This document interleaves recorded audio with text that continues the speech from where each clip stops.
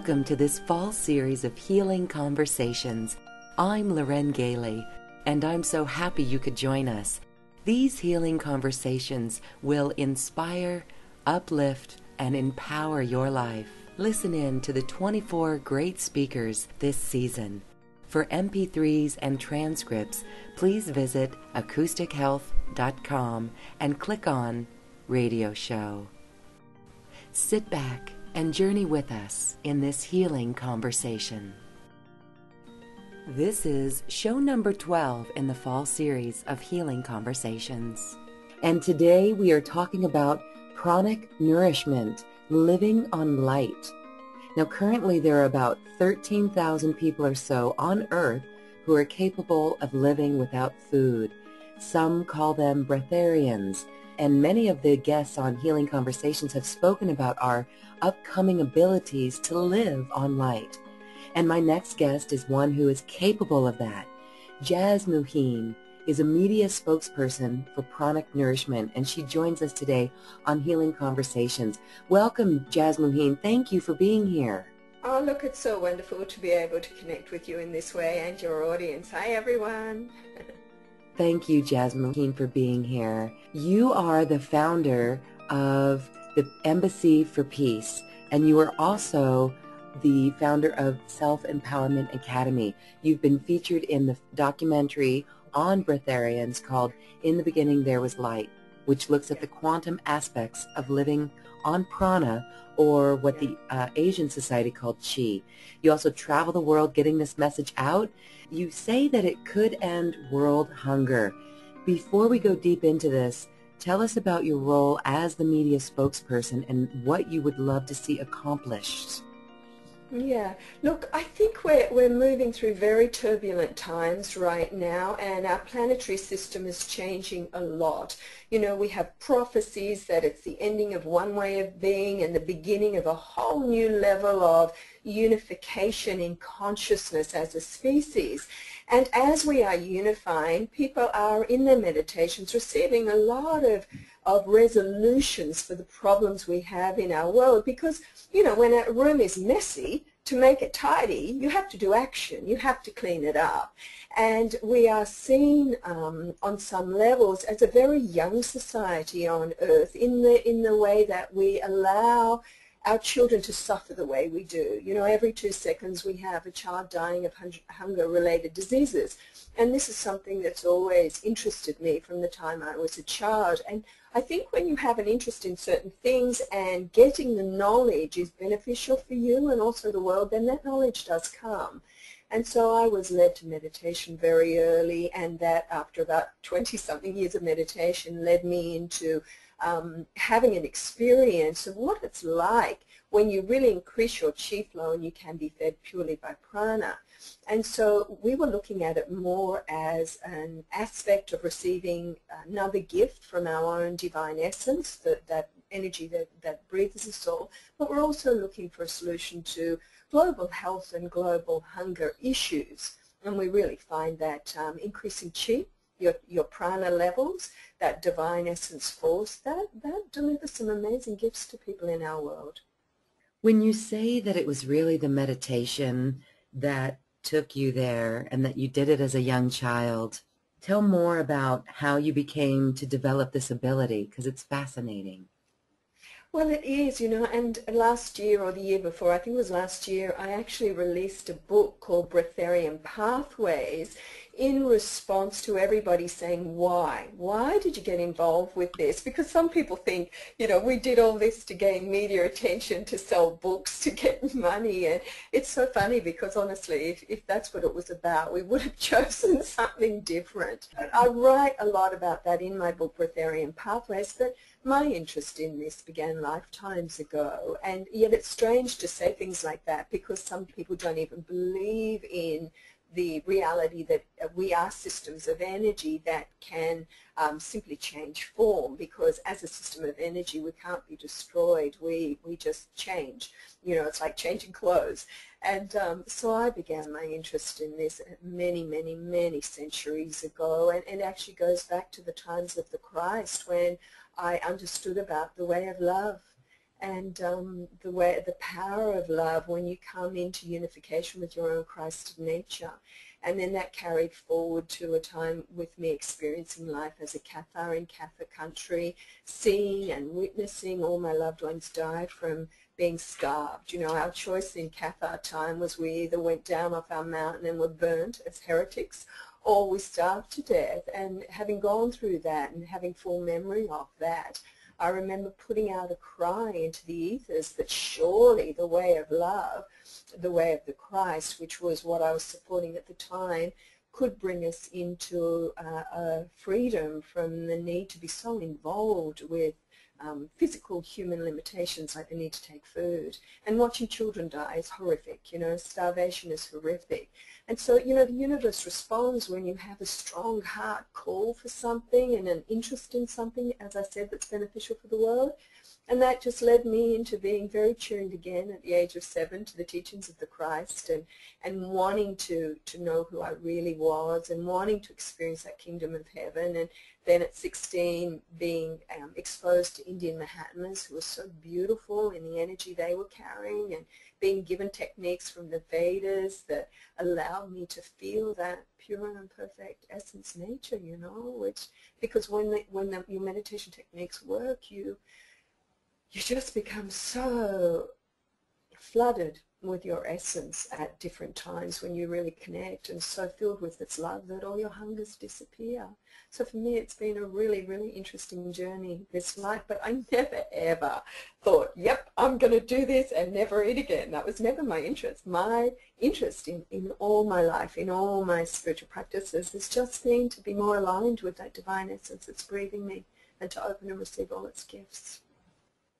So it's the divine essence that you're bringing in and absorbing into your body. What processes do you do to connect with that? Well, you know, everyone lives on prana already because essence is breathing us, you know. So it's just a matter of whether it's a strong flow in your system or a weaker flow. One of the things the Indian yogis taught me when I was 16 was that in the West, we tend to put all our focus, too much of our focus, on the external world.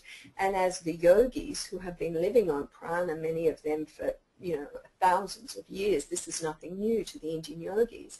As they say, when you turn your senses within and meditate on that pure and perfect part of yourself that is breathing you, then by the very universal laws of attraction, that essence grows. So one of the things that we say to people is, in meditation, to sit down, shut up, and ask to really be aligned with that pure essence, ask to experience it, and ask to be aligned to the degree that you can feel and know and really live all its gifts. Be aware of the kingdom of heaven within it. Let your body be flooded by this pure and perfect love energy, wisdom energy, all of that all the holy books have always spoken about. You know, we always have it. And we can do it by the breath. You know, that's what I love about life. Just deep, slow, fine, connected breaths with this intention to really feel your essence. And it's an intention that the essence can't deny, because it's our birthright to know who we really are and to be at one again with that consciousness. And just to ask for all its gifts. And I think sometimes there's too much focus on this living without physical food gift and moving more to receiving cosmic microfood, which is the food the essence gives us. I would rather say to people, just open to receive all its gifts. Its gift of clairvoyance, of clairaudience, of clairsentience, of higher knowing, of awareness of the bigger picture, of detachment, of all of divine love, you know, particularly love, of living a life filled with grace. These are the gifts of an alignment back to our source nature, our essence nature. So what practice do you do, maybe on a daily level, or how do you get in touch with that divine? I'm a scientist. I work with a higher light science, and I like to know if you do A, B, C, you'll get D as a result. So for the first few years of living purely on prana, all I knew was that I'd gone through a particular spiritual initiation that had shifted me into closer alignment with my own essence nature, and then took away all my hunger.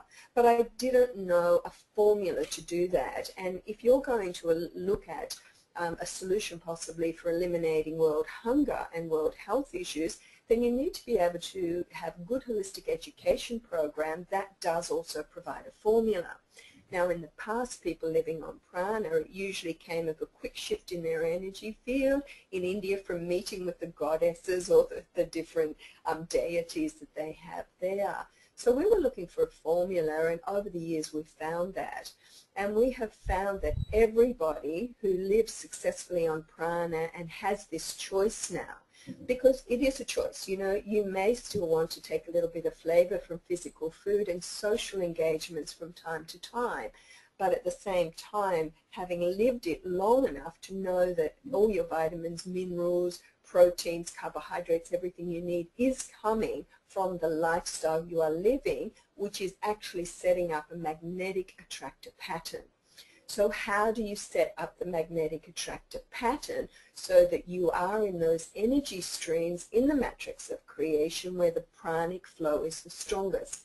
And that is lifestyle, lifestyle, lifestyle. So it's just an attunement to a particular channel. Like if you want to watch CNN and you're watching, you know, a more commercial program, but you're looking at the news, you've got to flick the switch on your remote control. And it's the same with flicking the switch in our whole energy body system so it aligns to a different channel that is more nourishing. So we promote things like the Luscious Lifestyles program, and that's an 8-point program of lifestyle that if you adopt this lifestyle program, which many have naturally already done, you set up a stronger magnetic attractor pattern for more cosmic particles that people call chi, universal life force, or prana. For the entire conversation, visit acoustichealth.com and click on Radio Show and register for the 24-show series of healing conversations.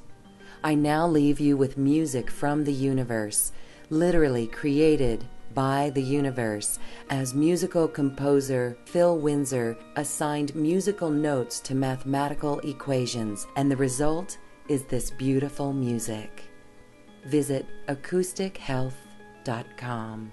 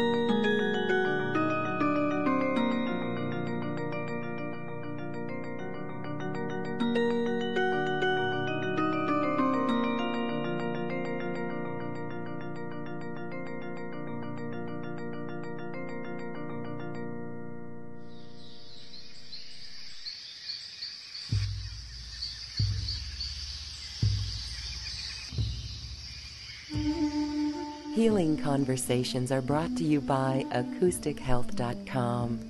The guests and topics discussed on the show will uplift, inspire, and empower you to co-create a beautiful life and a new earth. These healing conversations help you discover and step into your power, your passion, and your purpose. The speakers in this series are new paradigm thinkers, healers, and spiritual teachers with ancient wisdom and cosmic knowledge to share during this great shift of the ages and beyond. MP3s and transcripts are available for the entire series, along with a season event pass to online healing retreats. Visit acoustichealth.com and click on Radio Show. Many blessings and abundance for all.